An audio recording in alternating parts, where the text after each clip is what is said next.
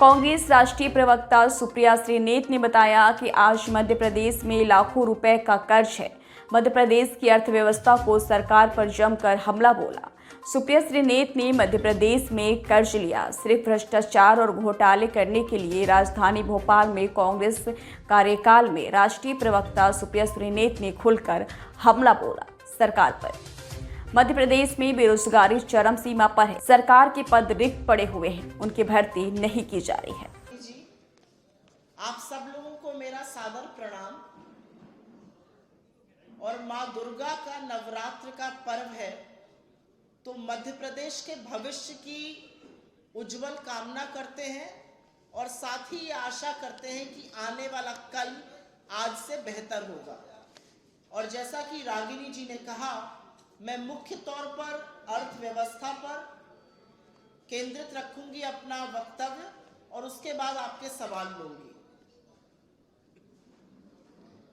मुझे लगता है रागिनी जी ने बहुत अच्छी एक एलिटरेशन ऑलरेडी कर दिया है, लेकिन 18 साल की शिवराज सिंह चौहान जी की सरकार में अर्थव्यवस्था का बदहाल होना, 40 लाख से ज्यादा युवाओं का बेरोजगार होना, महंगाई से बुरा हाल होना, और उस सब पर सबसे बुरा है कर्ज का लगातार बढ़ जाना। तो बात हम शुरू करते हैं। मैं अपने पीछे बैठे साथियों से विनम्र निवेदन करूंगी कि अगर आप अपनी वाणी को थोड़ा सा विराम दें तो मेरी वाणी थोड़ी प्रखर हो जाएगी। हाथ जोड़कर करबद्ध निवेदन करती हूं, आप लोग थोड़ी देर के लिए अपनी वाणी को विराम दे दीजिए। धन्यवाद।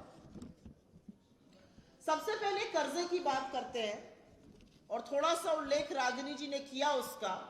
आज मध्य प्रदेश में 4 लाख करोड़ से ज्यादा का कर्ज है और 20,000 करोड़ रुपए तो राज्य सरकार इस पर ब्याज दे रही है। और कर्ज की यह स्थिति है कि आज भी इस समय अगर एक नवजात शिशु पैदा हो रहा है तो उसके सर पर 40,000 रुपए का कर्ज है। और ये कर्ज लगातार बढ़ता गया और पिछले 2 सालों में करीब 1 लाख करोड़ रुपए का कर्ज लिया गया। तो सबसे पहला कर्ज के बोझ के तले मध्य प्रदेश की जनता को दबाने का काम शिवराज सिंह चौहान जी की सरकार ने किया। लेकिन उसी से एक बात उजागर होती है, सरकार कर्जे क्यों लेती है? सरकार कर्जे लेती है कल कारखाने बनाने के लिए, निवेश करने के लिए, नौकरियों का सृजन करने के लिए। यहां पर कर्जे लिए गए एक के बाद एक घोटाले और भ्रष्टाचार करने के लिए। क्योंकि असलियत यह है कि कर्ज बढ़ता गया, निवेश हुआ नहीं, रोजगार बना नहीं और आमदनी लगातार औसत व्यक्ति की भी और सरकार की भी घटती रही। और ये मेरा दूसरा पॉइंट है यहां पर कि आमदनी अठन्नी और खर्चा रुपया के चलते आपने अपनी आमदनी नहीं बढ़ाई, क्योंकि आपने कल कारखाने नहीं लगाए, कोई इंडस्ट्री नहीं लगाई, कोई बड़े उद्योग घरानों को यहां पे इन्वेस्ट नहीं कराया, जिसके चलते आपकी आमदनी जस की तस रही, आपने खर्चा बढ़ाया और जो उनका अंतर होता है, जो वित्तीय घाटा होता है, वो तिगुना हो गया महज 3 साल में। 18,000 करोड़ रुपए होता था वित्तीय वर्ष 2021 में, आज की तारीख में वो 54,000 करोड़ रुपए क्रॉस कर गया। तो कर्ज भी बढ़ाया और घाटा भी बढ़ाया, क्योंकि आमदनी आपकी जस की तस रही, आपने उसके बारे में कुछ नहीं किया। कर्ज में डूबी हुई सरकार, जैसा कि मैंने आपसे कहा, भ्रष्टाचार बेलगाम है और ऐसा कोई क्षेत्र नहीं है। हमारे पास तो एक लिस्ट है करीब 253 घोटालों की, चाहे वो शिक्षा हो, चाहे वो खनन हो, चाहे वो नौकरी हो, चाहे वो पटवारी हो, ऐसा कोई क्षेत्र नहीं है जिसमें घोटाले नहीं हुए। लेकिन इस सब का डायरेक्ट असर मध्य प्रदेश के युवा पर कैसे पड़ता है? 2 करोड़ युवा और उनके भविष्य पर एक बहुत बड़ा प्रश्न चिन्ह, एक बहुत बड़ा अंधकार छाया हुआ है। ये मेरे आंकड़े नहीं है, ये यहीं की सरकार के आंकड़े हैं। 39 लाख युवाओं ने एम्प्लॉयमेंट एक्सचेंज में रजिस्टर किया हुआ था और महज 21, सिर्फ और सिर्फ 21 लोगों को नौकरी मिली। मतलब विडंबना यह है कि एक व्यक्ति को नौकरी देने के लिए शिवराज सिंह की सरकार ने 80 लाख रुपए खर्चा किए, जो शायद वो जीवन पर्यंत कमा भी नहीं पाएंगे अगर ढंग से कमाई करेंगे विशुद्ध रूप से। 21 लोगों को रोजगार मिला, रजिस्टर्ड करीब 40 लाख लोग थे एम्प्लॉयमेंट एक्सचेंज पर। नौकरी ना मिलने का क्या कारण है? सबसे बड़ा कारण है कि सरकार के पद रिक्त पड़े हुए हैं, उनकी भर्ती नहीं की जा रही है। भर्ती क्यों नहीं की जा रही है, इसका जवाब शिवराज सिंह के 18 साल ही दे सकते हैं। हमारी समझ से बाहर है कि जब बेरोजगारी मुंह खड़ी है तो पदों को रिक्त क्यों रखा जा रहा है। दूसरा कारण है 18 साल में जबानी जमा खर्च खूब हुआ, खूब डबल इंजन सरकार का पिछले 9.5-10 सालों में खूब डींग हाँकी गई। लेकिन असलियत यह है कि यहां पर एक भी बड़ा निवेश नहीं हुआ।